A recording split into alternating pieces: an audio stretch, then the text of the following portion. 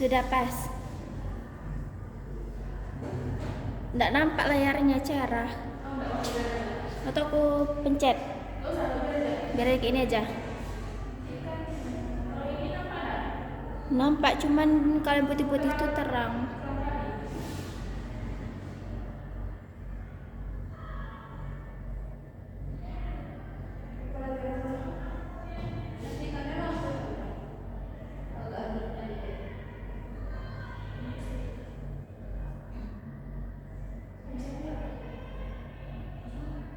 Aku.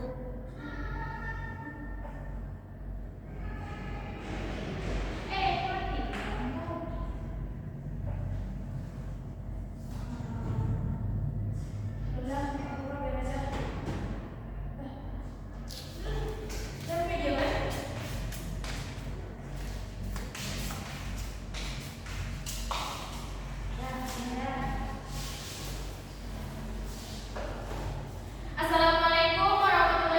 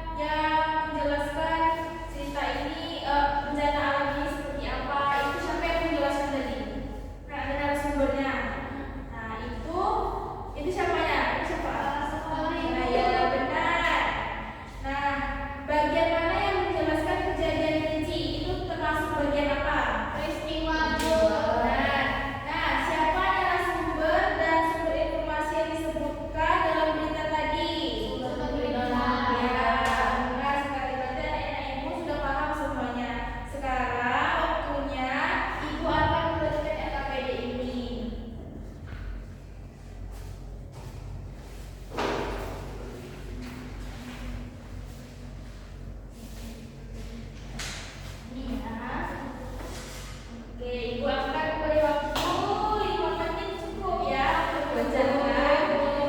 Di sana ada teks beritanya, kalian baca dan kalian simak teks yang telah Ibu berikan itu dan kalian jawab pada lembar berikutnya.